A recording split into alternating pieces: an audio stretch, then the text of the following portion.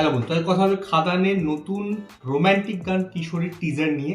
এবং এই টিজারটা যেহেতু আজকে বেরিয়ে গেছে, তো পুরো গানটা কালকে বেরোচ্ছে, 5 তারিখ বেরোচ্ছে। কালকে কিন্তু 5 তারিখ আমাদের পুষ্পা 2 মুভিটাও আসতে চলেছে, এটা মনে রাখতে হবে। তো এই টিজারটা যখন আজকে বেরিয়ে গেল, তাহলে বুঝতে হবে যে এদের কাছে কিন্তু প্রমোশন মেটেরিয়াল প্রচুর আছে। বিকজ দুদিন আগেই কিন্তু আমরা জাস্ট প্রি ট্রেলার পেয়েছি, তারপরে ট্রেলারও আসবে, তার আগে এতগুলো আমরা পোস্টার পেয়েছি। তো ওরা যেভাবে চালিয়ে যাচ্ছে না প্রমোশনটা, সেটা খুবই ভালো লাগছে।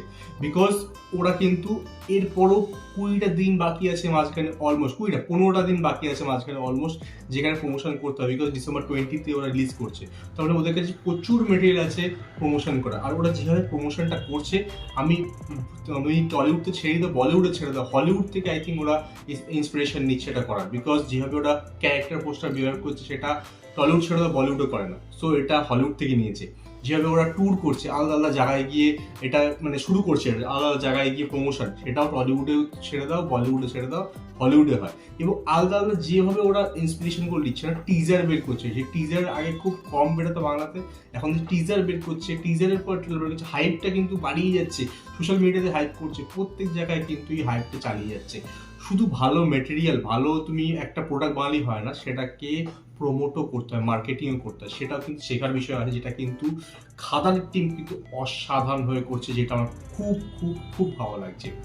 আর এই যে টিজারটা যদি বেরিয়েছে সঙের, এটা নিয়ে যদি পার্টিকুলারলি কথা বলি, এটাতে সব থেকে ভালো জিনিসটা লেগে সেটা হচ্ছে এরা অর্গ্যানিক ব্যাপারটা রেখেছে, যেটা তুমি নর্মালি অনেক বাংলা এবং হিন্দি মুভিতে আমি দেখে থাকি। হয়তো একটা গরিব ছেলে মেয়ে, তারা গরিব খুব, তারা হয়তো রয়েছে মুম্বাইতে, তারা মুম্বাইতে বস্তিতে থাকে।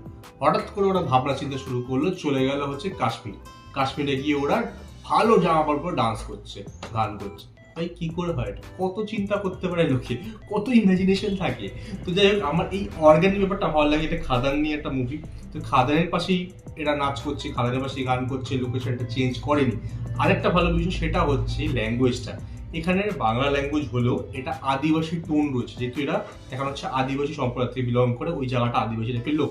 যেহেতু তুমি প্রথম যে এর আগে যে গানটা ছিল বাবা দেবের, যে হাইডে বিয়ে হলো, কারণ সেখানে টোনটা শোনো, ওদের লুকগুলো দেখো, তো সেটাই কিন্তু এখানে বজায় রেখেছে, সেই টোন সেই লুকে কিন্তু গানটা হচ্ছে।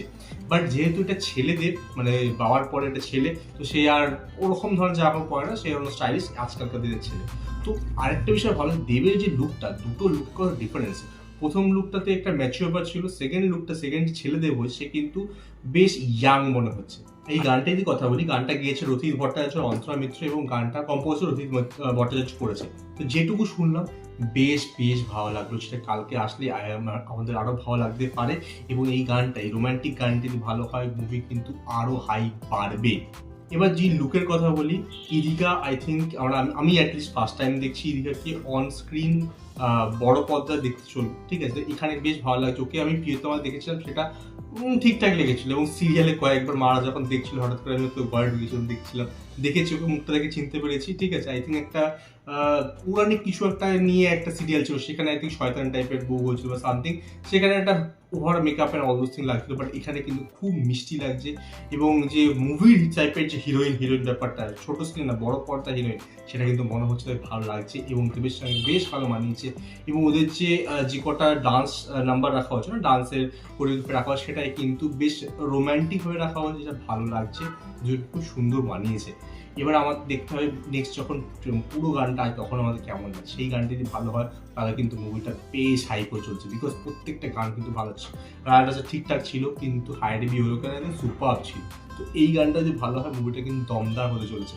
তো আমার তো বেশ ভালো লাগলো টিজারটা।